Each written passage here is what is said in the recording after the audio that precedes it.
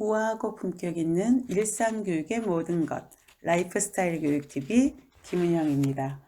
어제는 딸아이와 함께 이 추위를 뚫고 핫도그를 사러 다녀왔거든요. 근데 저희 집이 산밑이라서 굉장히 미끄러워요. 그럼에도 불구하고 열심히 핫도그를 사러 갔다 왔는데, 만약에 내가 아이를 위해서 이 핫도그를 사러 가는 것을 먼저 스스로 마음을 내지 않았다면 되게 불편한 일이었을 것 같아요. 이 겨울에 이 미끄러운데 이런 잔소리를 하면서 내 스스로가 애가 먹고 싶다니까 그럼 가자 해서 선택한 일이었기 때문에 자발적으로 마음에 전혀 걸림이 없고 되게 자유로웠어요.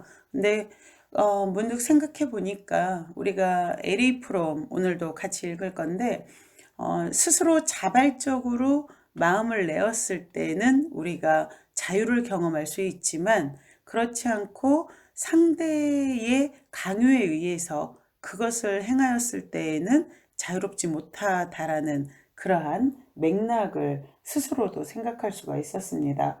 그래서 부처님 같은 경우도 진정한 자유는 공동체 이익을 위해서 스스로 선택한다면 자유로워지고, 그래서 이 자유라는 것은 결국 자신의 욕망으로부터의 자유다라는 말씀을 하셨는지도 모르겠다라는 생각을 핫도그를 먹으면서 했습니다. 자, 오늘 LA 프롬 자유로부터의 도피 마지막 시간으로요. 오늘은 특정한 장을 읽어드리는 게 아니라 어제 책을 다 읽었더니 꼭 좀 같이 읽어야 될 부분들이 좀 많이 있었어요. 그래서 그걸 중심으로 해서 여러분과 함께 읽어보도록 하겠습니다. 먼저 1장 자유는 하나의 심리학적 문제인가 파트를 좀 같이 읽어보도록 하겠습니다. 경제체제의 특징이 개인을 위해 결정해준 생활 양식은 개인의 성격 구조 전체를 결정하는 주된 요인이 된다. 그뿐 아니라 자녀에게도 이 라이프 스타일은 전이가 되어지죠. 반드시 충족시켜야 하는 자기 보존욕은 그가 살아가야 하는 생활 조건을 받아들이도록 강요하기 때문이다. 그렇다고 해서 개인이 타인들과 함께 경제체제와 정치제도를 바꾸려고 애쓸 수 없다는 뜻은 아니지만, 개인의 성격은 주로 특정한 생활 양식에 의해 형성된다. 엄마의 라이프 스타일, 아이의 미래가 되는 것이죠. 개인은 어린 시절에 특정한 사회나 계층의 전형적인 특징을 모두 대표하는 가족을 통해 이미 특정한 생활 양식에 직면했기 때문이다. 인간의 본성에서 반드시 충족시켜야 하는 부분은 생리적 욕구만이 아니다. 그에 못지않게 강력한 또 다른 부분도 있는데, 육체적 과정이 아니라 인간의 생활 양식과 습관의 본질 그 자체에 뿌리를 두고 있는 이 부분은 바로 외부 세계와 관계를 맺고자 하는 욕구, 고독을 피하려는 욕구다. 육체적 굶주림이 죽음으로 이어지듯 완전히 혼자 고립되어 있다는 느낌은 정신적 분열을 초래한다. 이렇게 타인과 관계를 맺는 것은 신체적인 접촉과는 다르다. 개인은 육체적 의미에서는 오랫동안 혼자 지내면서도 어떤 견해나 가치관 또는 적어도 남과 교감한다는 느낌과 소속감을 줄 수 있는 사회활동에 관여할 수 있다. 반면에 사람들과 어울려 살면서도 완전한 고독감에 사로잡힐 수 있고, 이 고독감이 일정한 한계를 넘으면 정신분열증을 비롯한 정신 이상을 초래할 수 있다. 아이들과 상담을 할 때도 가장 힘들어하는 게 바로 왕따의 문제거든요. 어디에 소속되지 않았다는 것. 그리고 우리가 어떤 특정 정치적인 성향을 가진다거나 하는 것도 사실은 내 속마음과 달리 그런 성향을 가질 수도 있죠. 왜냐면 혼자 되기 싫어서. 이게 어찌 보면 군중의 무서움이 될 수도 있어요. 군중의 무서움. 우리가 보통 군중은 우매하다고 하는데 바로 이러한 두려움이 만들어내는 결과는 아닌가라는 생각이 드네요. 가치관, 상징, 행동 양식과의 이런 관계 결핍을 정신적 고독이라 부를 수 있고, 정신적 고독은 육체적 고독만큼 참기 어렵다고 말할 수 있다. 아니, 그렇다기보다 육체적 고독은 정신적 고독도 함께 의미하는 경우에만 견딜 수 없어진다고 말할 수 있다. 외부 세계와의 정신적 관계는 다양한 형태를 띨 수 있다. 수도원의 독방에서 신을 믿는 수도사와 독방에 갇혀 있으면서도 동지들과 일체감을 느끼는 정치범은 정신적으로 혼자가 아니다. 지극히 이국적인 환경에서도 야회복을 입고 있는 영국 신사, 동포들과 완전히 격리되어 있는데도 조국이나 그 상징과 일체감을 느끼는 소시민도 정신적으로는 혼자가 아니다. 외부 세계와의 관계는 고귀할 수도 있고 하찮을 수도 있지만 아무리 천박한 행동 양식과 관계를 맺더라도 혼자인 것보다는 훨씬 낫다. 종교와 민족주의는 어떤 관습이나 믿음 못지않게 터무니없고 수치스럽지만 개인을 타인과 연결해 주기만 한다면 인간이 가장 두려워하는 고독에서 벗어날 수 있는 도피처가 될 수 있다. 우리가 태극기 하나만 보면 올림픽 같은 데 완전히 막 피가 끓잖아요. 바로 그러한 것들이죠. 이것 자체가. 나병 환자든 죄수든 죄인이든 병자든 인간이 맨 먼저 떠올리는 생각은 자신과 같은 운명에 놓인 동료를 갖는 것이다. 삶 자체인 이 욕구를 충족시키기 위해 그는 자신의 힘과 능력, 삶의 에너지를 모조리 쏟아붓는다. 이 압도적인 갈망이 없었다면 사탄이 동지를 찾을 수 있었을까? 지난 2020년에 무엇보다도 무서웠던 것이 이 코로나 못지않게 N번방 사건이 우리를 아주 전율케 했는데 바로 이 부분이죠. 어떻게 그런 부도덕한 일에, 그런 끔찍한 범죄에 그런 젊은 아이들이 그렇게 큰 그룹을 형성할 수 있었고 또 거기에 가담할 수 있었는가라는 우리가 질문을 갖게 되는데 바로 이렇게 도덕을 중요시하는 사회에서 부도덕한 자신들이 외로웠는데 텔레그램을 통해서 같은 욕망을 지닌 사람들이 모이면은 거기에서 안도감을 얻는 거죠. 그래서 그렇게 범죄 집단도 점점점 하나의 그 플랫폼이 있으면 거대한 집단으로 커져나가기 시작을 한다고 볼 수도 있습니다. 인간은 왜 고독을 그렇게 두려워하는가? 한 가지 중요한 요소는 타인들과 협력하지 않고는 살아갈 수 없다는 사실이다. 어린이는 아주 중요한 기능도 스스로 처리할 수 없기 때문에 타인들과의 소통은 어린이에게는 생사가 달린 문제다. 따라서 혼자 남겨질 가능성은 어린이의 존재 전체에 가장 중대한 위험일 수밖에 없다. 하지만 어딘가에 소속하고자 하는 욕구를 그토록 강력하게 만드는 또 다른 요소가 있다. 그것은 바로 주관적인 자의식. 다시 말하면 인간이 자신을 자연이나 타인과는 다른 별개의 실체로 의식하는 사고 능력이다. 이 책의 주요 주제는 인간이 타인이나 자연과의 원초적 일체감에서 벗어난다는 의미에서 자유를 얻으면 얻을수록 인간이 개인이 되면 될수록 자발적인 사랑과 생산적인 일을 통해 자신과 세계를 결합시키거나 아니면 자신의 자유와 개체적 자아의 본래 모습을 파괴하는 끈으로 세계와 자신을 묶어서 일종의 안전보장을 추구할 수밖에 없다는 것이다. 그래서 자유로부터 도피할 수밖에 없는 것이죠. 루터 시대부터 히틀러 시대까지 중하층 계급의 변함없는 특징은 적개심과 붕괴였다. 적개심과 질투를 신에게 투영하고 도덕적 분노라는 형태로 그 감정을 간접적으로 표현하는 것 외에 적개심을 표현하는 또 다른 방법은 이 적개심을 자기 자신에게 돌리는 것이었다. 앞에서 보았듯이 루터와 칼뱅은 둘 다 인간의 사악함을 열심히 강조하고 자기 비하와 겸손이 모든 미덕의 토대라고 가르쳤다. 그들이 의식적으로 염두에 둔 것은 분명 극단적 겸손뿐이었다. 하지만 자기 비난과 자기 비하의 심리적 메커니즘을 잘 아는 사람에게는 이런 종류의 겸손이 격심한 증오에 뿌리를 받고 있다는 사실을 의심할 여지가 없다.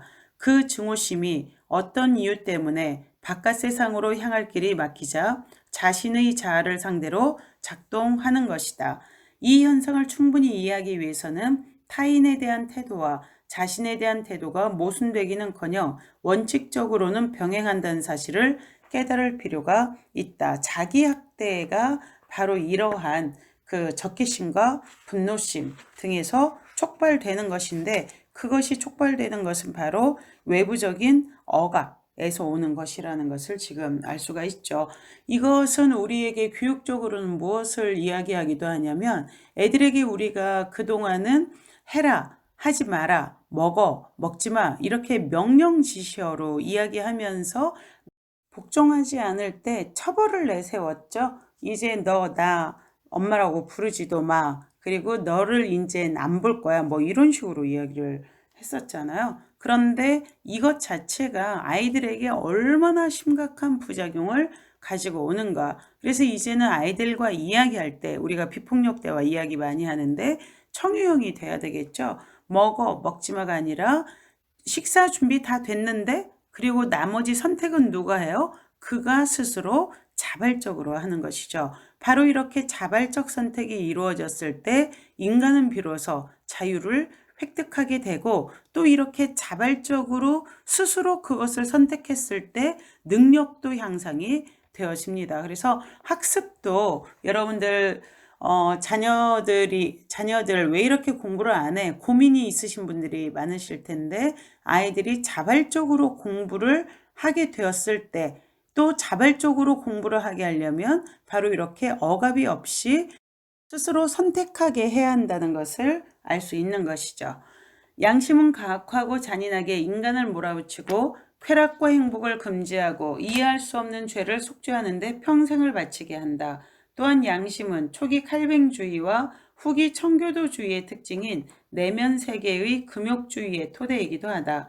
이 근대적 형태의 겸손과 의무감에 뿌리를 두고 있는 적개심은 다른 설명으로는 잘 이해할 수 없는 한 가지 모순, 즉 그런 겸손은 타인에 대한 경멸과 동행하고 독선이 실제로 사랑과 자비를 대신했다는 것도 설명해 준다.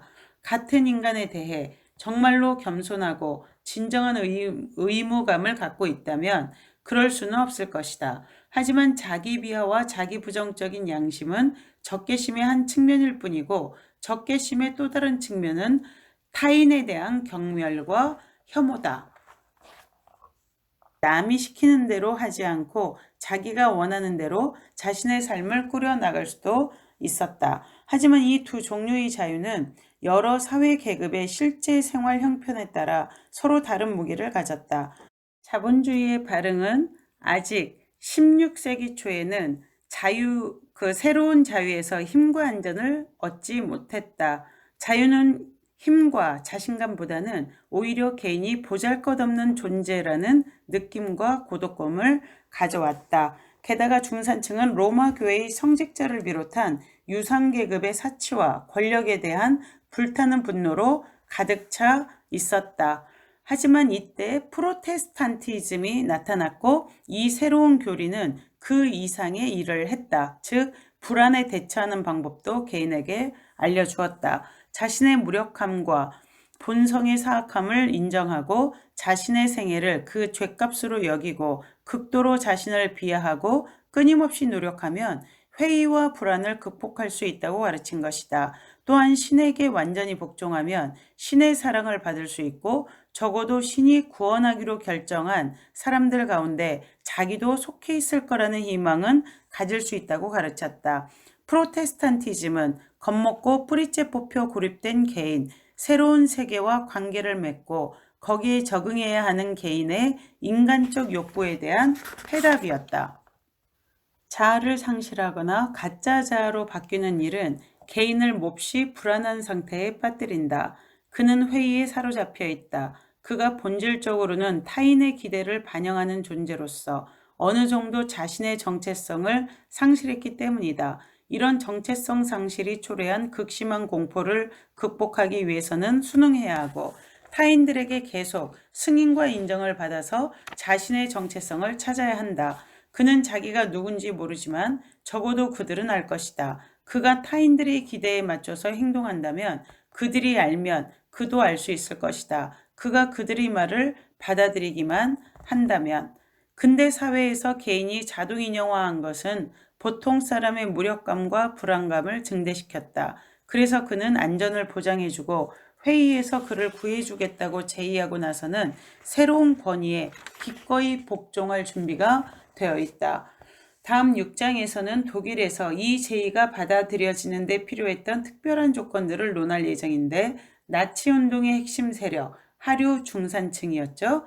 이 세력의 특징을 가장 잘 나타내는 것이 권위주의적 메커니즘이라는 사실을 보게 될 것이다. 또한 이 책의 마지막 장에서는 우리의 민주주의의 문화 현장과 관련하여 자동인형화 문제를 계속 논할 예정이다. 지금 나오는 이야기들이 사실 여러분들이 교육을 대입해서 생각하시면 이 성적 중심의 경쟁 위주의 교육이 얼마나 인간성을 억압하는 것이었나를 금방 아실 수 있을 겁니다. 우리 아이들을 정말 불안하고 불완전한 존재로 만드는 그러한 핵심적인 이슈였다는 것을 알 수가 있겠죠.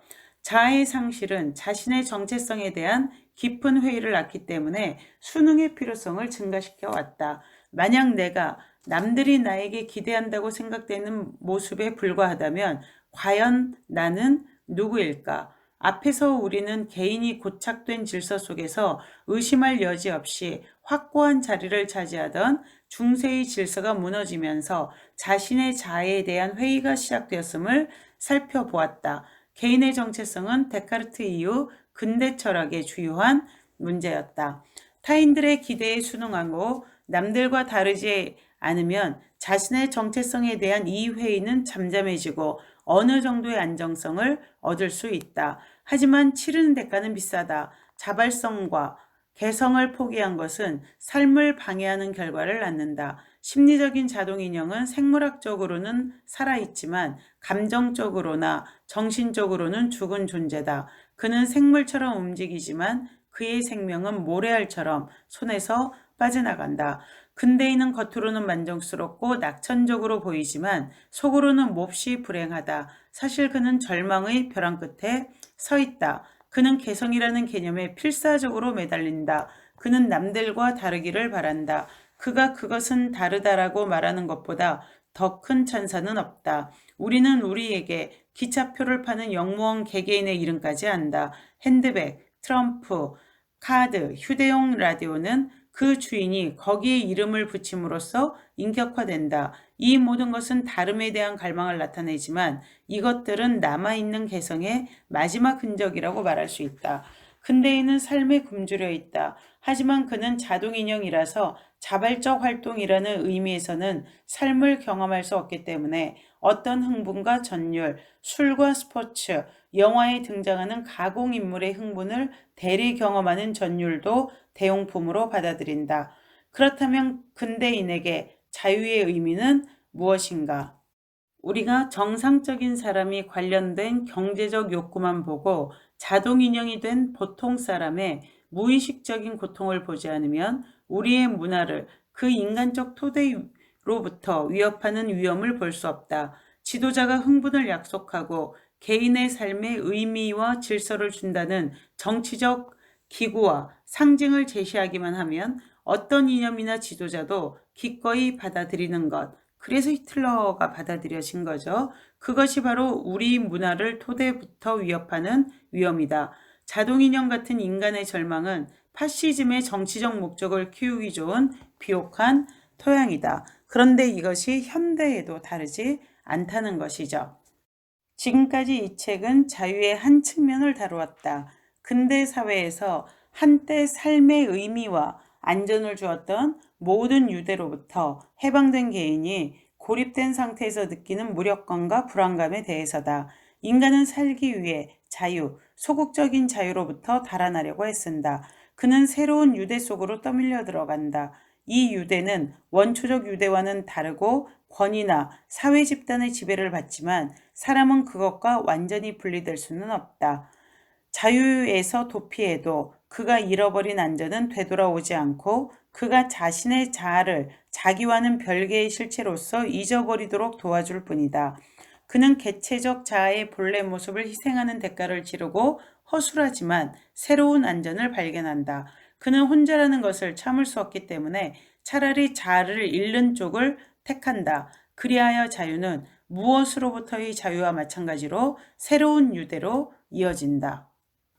자유는 개인을 너무 고독하고 고립된 존재로 만들기 때문에 어쩔 수 없이 그는 새로운 유대 속으로 도피해야 할 것인가? 독립은 고립과 같고 자유는 두려움과 같은 것일까? 혹은 개인이 독립된 자아로 존재하지만 고립되지는 않고 세상이나 타인이나 자연과 결합한 상태로 남아있는 적극적인 자유라는 상태가 존재할까? 우리는 긍정적인 대답이 있다고 믿는다. 자아의 실현은 상호작용만이 아니라 인격 전체의 실현을 통해, 즉 감정적 잠재력과 지적 잠재력을 적극적으로 표현함으로써 이루어진다고 우리는 믿는다. 이 잠재력은 모든 사람에게 존재하지만 겉으로 표현되는 만큼만 현실이 된다. 다시 말하면 적극적인 자유는 통합된 인격의 자발적인 활동에 있는 것이다. 아까 앞부분에서 이 부처님이 진정한 자유는 그 자신의 욕망으로부터의 자유이고, 그리고 자신의 스스로 자발적인 선택에 의한 것이다 라고 말씀하셨다고 했는데, 바로 그와 같은 결론이 내려지고 있네요. 자발성에 대한 한 가지 전제는 인격을 이성과 본성으로 나누지 않고 인격 전체를 받아들이는 것이다. 인간은 자아의 본질적인 부분들을 억누르지 않아야만, 자신에게 투명해져야만, 삶의 다양한 영역들에 근본적으로 통합되어야만 자발적 활동이 가능해지기 때문이다. 자발적인 활동이 어째서 자유라는 문제의 해답이 될 수 있는가? 앞에서 우리는 소극적인 자유가 개인을 고독한 존재로 만들고, 그래서 개인과 세계의 관계는 멀어지고 불신으로 가득 차며 개인의 자아는 약해지고 끊임없이 위협받는다고 말했다. 자발적인 활동은 인간이 본래 모습을 희생하지 않고 고독의 공포를 극복할 수 있는 한 가지 방법이다.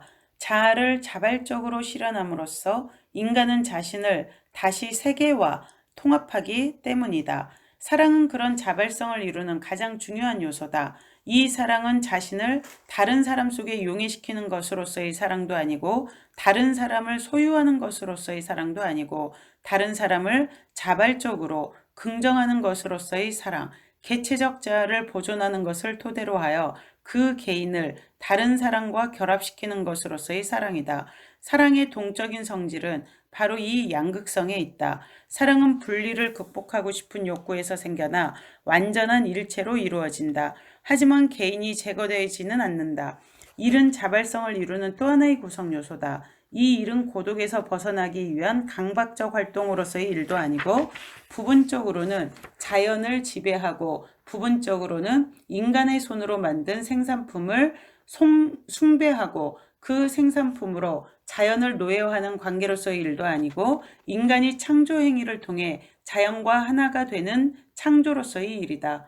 모든 자발적 활동에서 개인은 세계를 끌어안는다. 개인이 자발적인 활동으로 자아를 실현하고 그리하여 자신을 세계와 관련시키면 그는 고립된 원자 상태에서 벗어난다. 그와 세계는 구조화된 전체의 일부가 된다. 그는 자신에게 맞는 자리를 갖고 자기 자신과 삶의 의미에 대한 회의는 사라진다. 이러한 의심은 그가 따로 분리되어 있고 삶이 좌절당한 데에서 생겨난 것이지만, 그가 강박적으로나 자동적으로 살지 않고 자발적으로 살 수 있을 때 이 의심은 사라진다. 그는 자신을 적극적이고 창조적인 개인으로 인식하고 삶의 의미는 하나뿐이라는 것, 즉 산다는 행위 그 자체뿐이라는 것을 인식한다. 그뿐만 아니라 그것은 인간관계가 지배와 복종의 관계가 아니라 연대의 관계라는 것을 의미한다. 평등의 개념은 모든 인간이 똑같다는 것을 뜻하지 않는다. 그런 평등 개념은 오늘날 개인이 경제활동에서 맡은 역할에서 비롯된다. 물건을 사는 사람과 파는 사람의 관계에서 인격의 구체적 차이는 배제된다. 이 상황에서 중요한 것은 한 가지뿐이다. 즉, 갑은 팔 것을 가지고 있고 을은 그것을 살 돈을 가지고 있다는 것이다. 경제 생활에서 갑은 을과 다르지 않다. 그들은 현실의 인간으로 존재하며 그들의 독특성을 함양하는 것이 개성의 본질인 것이다. 적극적인 자유는 다음의 원칙도 포함한다.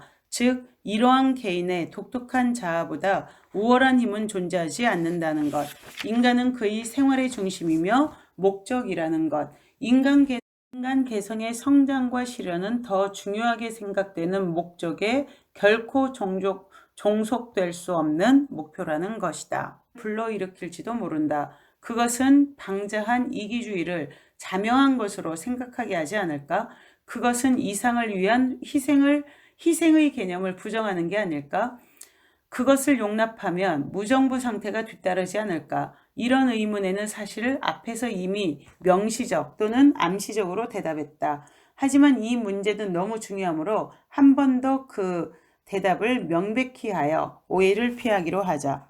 자유는 인류 역사에서는 지금까지 한 번도 실현되지 않았지만 인류가 계속 고수한 이상이었다. 비록 그 이상은 난해하고 비합리적인 형태로 표현되는 경우가 많았지만 역사 기록이 그렇게 많은 잔인성과 파괴성을 보여준다고 해서 놀랄 이유는 전혀 없다. 놀랄 일, 그리고 용기를 얻는 일이 있다면 그것은 인류가 인간에게 일어난 그 모든 일에도 불구하고 우리가 역사를 통틀어 그리고 오늘날 수많은 개인들에게서 발견하는 것과 같은 품위와 용기, 예의와 친절 같은 자질들을 유지했을 뿐만 아니라 실제로 더욱 발전시켰다는 사실이라고 나는 생각한다. 자, 이렇게 휴머니스트 출판그룹에서 출판한 에리 프롬의 자유로부터의 도피 함께 읽어봤는데요. 제가 책을 읽어드렸다 하더라도 호흡이 좀 많이 다르죠. 그래서 여러분들이 꼭 책을 사서 직접 읽어보시면 행간의 의미가 또다시 읽혀지실 것 같아요. 저는 에리 프롬의 자유로부터의 도피를 아주 정말 전율이 일어나도록 굉장히 잘 읽었는데 여러분들은 어떠셨는지 모르겠습니다. 다음 기회가 되면 우리가 좋은 부분을 다시 한 번 더 읽어보도록 하겠죠. 좋아요, 구독, 그리고 또 여러분들 지인들과 함께 공유해 주시면 더 많은 사람들이 행복한 사회가 될 수 있는 밑거름이 되지 않을까라는 생각이 됩니다. 라이프스타일 교육TV 김은영이었습니다. 바이.